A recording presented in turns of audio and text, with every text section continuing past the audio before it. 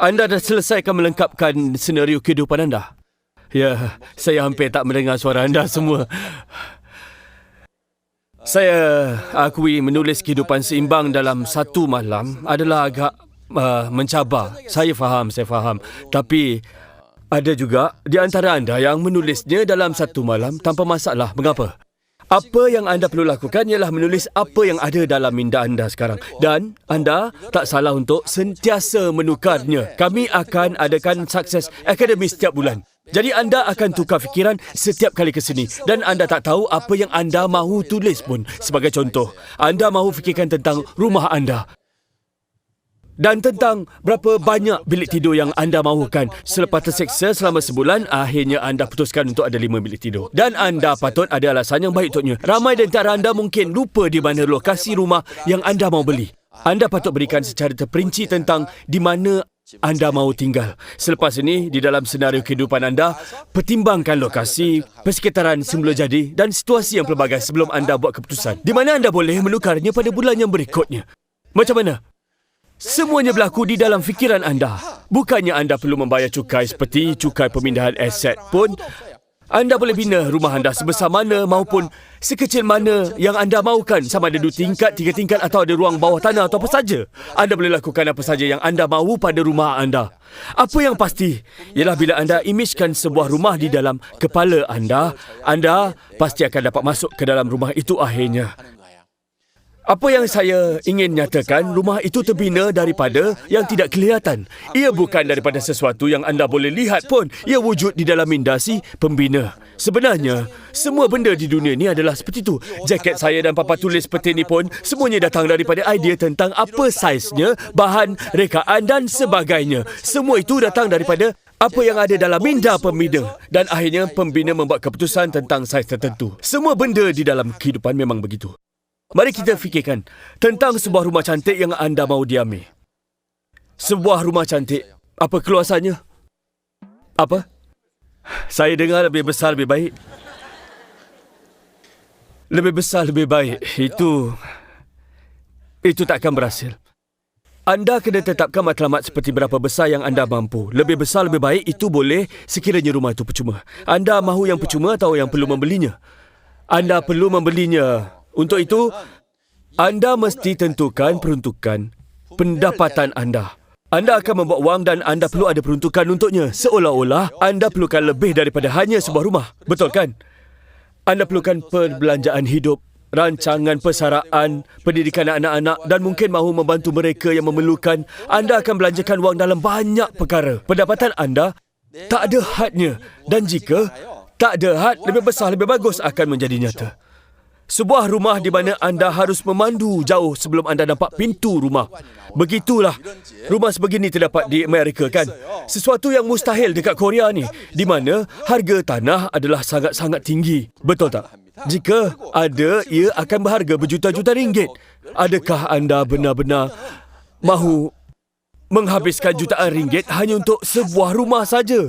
Itu mengapa lebih besar, lebih baik tak akan menjadi nyata. Ia tak akan. Prinsipnya sama seperti mahu bertani. Sebagai contoh, seorang petani membeli sebidang tanah yang sangat luas. Dikerjakan hanyalah sejauh pandangan matanya. Dia tak fikirkan tentang keupayaannya. Mampukah dia menggunakan semuanya? Walaupun ada sebidang tanah, dia tak mampu untuk mengusahakannya. Mereka yang fikir lebih besar lebih baik, dengar sini baik-baik. Fikirkan bila anda berjumpa dengan ejen hartanah dan beritahu mereka anda mahukan rumah yang besar. Lebih besar, selalunya lebih baik. Anda akan kecewakan ejen hartanah tersebut. Sekali lagi, lebih besar lebih baik tidak akan memberi makna anda akan membuat pendapatan 30 hingga 70 ribu ringgit sebulan. Di mana kadar puratanya ialah 50 ribu ringgit sebulan. Dengan 50 ribu sebulan, sebenarnya berapa banyak wang yang anda sanggup belanjakan ke atas rumah anda? Anda sepatutnya ada jumlah yang tepat. Itulah yang sebaiknya. Idea anda lebih besar lebih baik bermakna anda akan belanjakan semuanya ke atas rumah itu. Secara dasarnya, anda tak ada perancangan tentang rumah anda. Lebih besar lebih baik sebenarnya sama macam anda tak ada idea. Sama juga dengan kereta. Saya mahukan kereta yang cantik. Saya mahu bertanya berapa harga kereta cantik tu. Orang ramai berkata saya mahukan kereta yang cantik tanpa mengetahui berapa harganya. Bila bercakap tentang rumah atau kereta, anda perlu peruntukkan. Had kemampuan sedia ada anda dengan cara yang akan memberikan anda kepuasan terhebat. Sebenarnya, kehidupan yang anda hargai menentukan kepuasan anda. Sesetengah orang mendapat kepuasan sepenuhnya dengan penggayaan diri. Jadi mereka membelanjakan banyak wang untuk tujuan itu. Setengah orang tak berapa peduli tentang pemakaian mereka, tetapi dapat merasakan kebahagiaan yang hebat bila membantu orang lain di luar sana. Jadi mereka sanggup berbelanja dengan cara itu. Yang lain mungkin mendapat kepuasan dengan memiliki sebuah rumah yang besar dan tak peduli tentang kereta apa yang mereka pandu. Mereka langsung tak peduli tentang kereta yang mereka pandu pun dan hanya menumpukan perhatian kepada perhiasan rumah. Setiap orang mempunyai nilai dan unsur kepuasan yang berbeza-beza. Ada orang yang tak peduli tentang rumah atau kereta, tapi hanya minat melabur untuk masa depan anak-anak mereka sahaja. Mereka mencurahkan banyak wang terhadap pendidikan anak-anak sebab itu yang memberikan mereka kepuasan. Dan tentulah jika anda mempunyai sumber yang tak ada had, anda boleh belanjakannya. Bukan saja untuk anak-anak anda, tapi juga pada itu, ini dan apa saja. Tetapi kita ada sumber yang terhad. Jadi kita perlu gunakannya untuk menghasilkan kepuasan yang tinggi. Di mana itu memerlukan peruntukan yang sangat seimbang. Bila bercakap tentang rumah anda, sekurang-kurangnya anda perlu tulis yang anda harus memiliki sebuah rumah. Yang paling minima yang perlu anda ada, supaya anda tak menyesal di kemudian hari nanti. Pertama sekali, anda semua kena tuliskan peruntukan yang anda dapat dalam sumber anda, di dalam imajinasi anda. Di mana anda mahu membina rumah itu. Letakkannya di minda anda sekarang. Sama juga seperti kereta impian anda. Itu harus ada di dalam minda anda terlebih dahulu. Mengapa?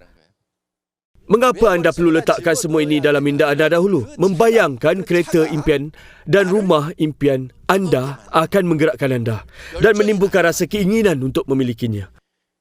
Berfikir untuk menyokong anak-anak anda juga akan menggerakkan anda.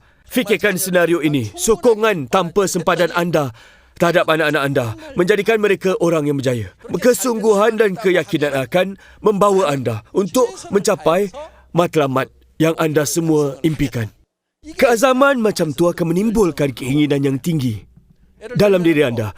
Satu contoh lain, harapan anda untuk keluarga yang anda sayangi hidup dengan kegembiraan tanpa risaukan tentang perbelanjaan. Betapa bagusnya kalau saya boleh membuat 30,000 hingga 50,000 sebulan.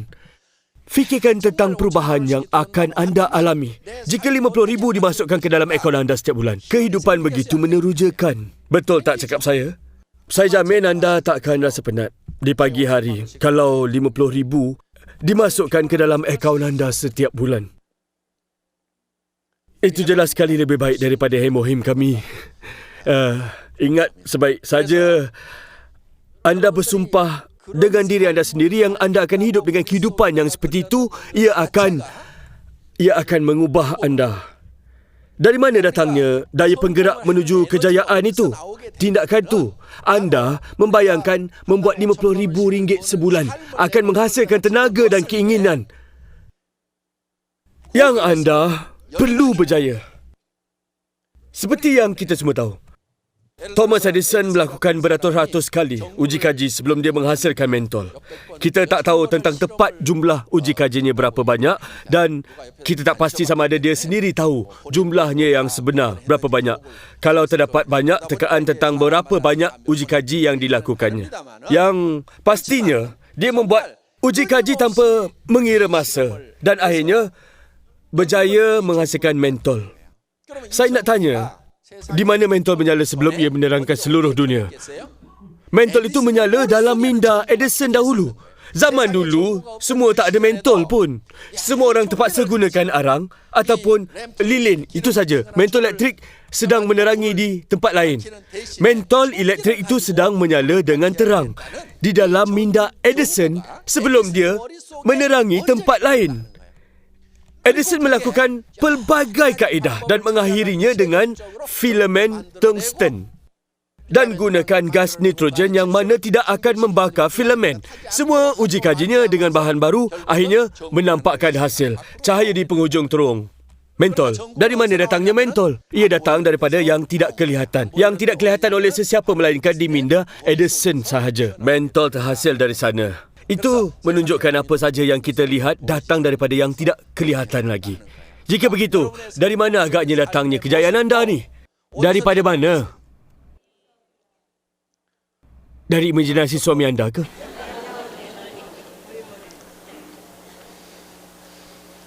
Ramai orang berharap idea seperti itu datangnya daripada orang lain. Isteri berharap suami mereka ada idea macam tu. Suami pula harap ipar mereka memikirkannya untuk mereka. Dan para isteri juga berharap perkara yang sama. Ada setengah orang dalam diam mengharapkan anak-anak mereka selepas membesarkan mereka nanti. Dalam diam berharap mereka akan mendapat idea yang hebat. Ibu bapa mengharapkan anak-anak mereka menyara mereka supaya mereka boleh hidup dengan baik dalam meniti usia. Memang satu kebiasaan mengharapkan orang lain. Dan bila ia berlaku, tidak seperti yang kita harapkan, kita akan kecewa dan kita akan putus asa. Saya akan beritahu anda, mengapa setengah orang yang bertukus lumus bekerja hanya membuat 2 atau 3 ribu sebulan sahaja dan anggap impian seperti itu amat mustahil untuk mereka. Mereka takkan dapat mencapainya. Mereka tak mengetahui bagaimana untuk gunakan sepenuh fikiran mereka. Mesin pemikiran anda ialah alat yang amat menakjubkan. Fikirkan atomi. Semua tu idea daripada saya. Mendiang CEO Hyundai, Presiden Chung membina konglomerat daripada bawah dengan hanya beberapa orang. Akhirnya dia dapat bina Hyundai. Izinkan saya cerita satu kisah hebat tentang dia. Presiden Chung menerima tempahan membina kapal dekat Eropah. Dalam pesanan tu, ditanya jika ada tempat untuk membina kapal dalam erti kata lain sebuah limbungan. Jawapannya ialah dia akan membina limbungan terlebih dahulu kemudian membina kapal. Dan itu tak akan menjadi hal pun. Dia tunjukkan sebuah gambar petani berlumpur pembinaan limbungan tersebut nanti. Dia menyatakan dia akan membina limbungan kapal dan bina kapal. Dia tak cakap tentang beberapa motorbot saja. Dia cakap tentang kapal besar beratnya puluhan ribu tan, di mana dia akan bina setelah dia membina limbungan kapal itu. Dalam fikirannya, dia ada visi yang jelas tentang perniagaan menguruskan limbungan kapal. Pengisytiharan Chung itu ibarat angan-angan. Yang pantai berlumpur itu akan berubah menjadi sebuah limbungan kapal. Kemudian mereka tanya pada dia, Katakan awak sudah sediakan limbungan kapal. Adakah awak dah ada teknologinya? Chung tunjukkan mereka selai wang kertas yang mempamerkan Turtle Korea dan menerangkan yang Korea mempunyai teknologi membuat kapal perisai yang pertama di dunia. Beratus tahun dahulu, kapal perisai pertama yang terkenal di dunia, teknologi kami dan kami akan gunakan teknologi itu. Mereka bersetuju dan bertanya, sama ada dia mempunyai modal. Jadi dia pergi ke United Kingdom, masuk ke Bank British dan kemudian dia memujuk pihak bank dengan gambaran limbungan kapal itu dan menerangkan teknologi turtle ship yang mereka ada. Dan dia meminta mereka membenarkannya membuat pinjaman, di mana dia berjaya dan membina kapal dan akhirnya berjaya menghantar kapal tersebut. Pada mulanya, dari mana datangnya limbungan kapal tu? Semuanya datang dari minda Presiden Chung. Saya tak minta anda membuat limbungan kapal. Saya tak merayu anda untuk menghasilkan idea untuk memulakan syarikat perkapalan. Apa yang saya minta ialah anda semua fikirkan berapa banyak yang anda perlukan untuk menguruskan keperluan rumah anda. Seperti 30,000 hingga 50,000 sebulan.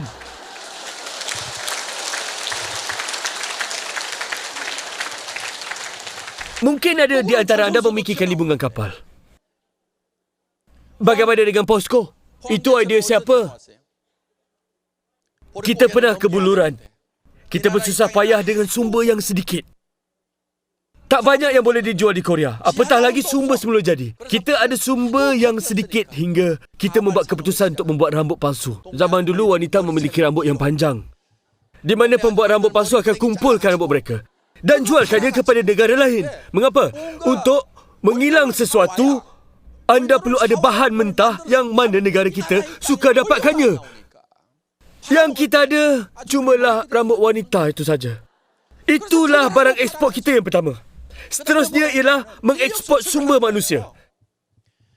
Kerajaan minta lelaki dan wanita muda pergi keluar negara untuk bekerja. Memandangkan kita hampir tak ada apa untuk dijual pun waktu itu. Itulah sebabnya mengapa kita hantar ramai jururawat dan pelombong ke Jerman. Ramai lelaki dan wanita muda pergi ke tanah asing, membuat kerja kasar untuk mendapatkan wang. Dan menghantar wang itu daripada kerja keras, mereka terus ke tanah air. Pelombong yang bekerja di terowong bawah tanah menghidapi pneumoconiosis, tetapi masih menghantar wang ke tanah air. Pada waktu itu, pendapatan mereka terdiri daripada 30% wang yang mereka dapat di luar. Sejak dari dulu, kita rakyat Korea memang berusaha keras untuk mengatasi kebuluran dan untuk hidup yang lebih baik. Dengan beberapa sumber semula jari kita mencari kelainan dan tak peduli apa yang kita boleh jual agar kita tidak kelaparan. Sebab itulah kita tak teragak-agak untuk menjual rambut manusia atau pergi ke Jerman membasuh darah dan nanah di pakaian seragam pesakit. Wang daripada kerja keras itu tidak dibazirkan. Ianya digunakan untuk membeli bahan-bahan mentah untuk diproses semula dan diekspor. Idea bijak ini di zaman dahulu dihasilkan daripada pemikiran para pemimpin. Saya tak minta anda fikirkan untuk membina kilang keluli yang besar. Itu bukan saya minta. Pastinya ada beberapa orang yang hebat mempunyai idea membina kilang keluli. Tetapi apa yang saya minta ialah anda lakukan tentang keperluan rumah dan membuat RM30,000 hingga RM50,000 sebulan. Serta menjual barang yang digunakan oleh semua orang di dunia. Ianya tak masuk akal untuk percaya yang anda tak boleh menjual sesuatu. Macam tiup gigi ini yang harganya kurang daripada RM3.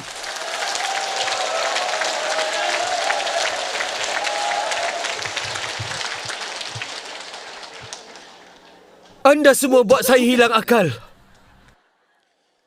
Selagi anda fikir anda boleh lakukannya di minda anda, tubuh badan anda akan berubah. Ia pasti akan berubah. Seperti bayangkan delima yang akan membuat anda terliur. Membayangkan anda sendiri membuat RM30,000 hingga RM70,000 sebulan. Memandu BMW atau memandu sebuah Mercedes S500 tinggal di sebuah rumah agam dan apartmen yang tinggi. Membeli rumah untuk anak-anak seorang satu. Dan membina keyakinan dan kepercayaan dalam diri anda sendiri. Kehidupan anda akan berubah dan anda akan merasai keinginan yang meluap-luap. Dengan perubahan diri anda boleh bercakap tanpa henti dengan sesiapa saja.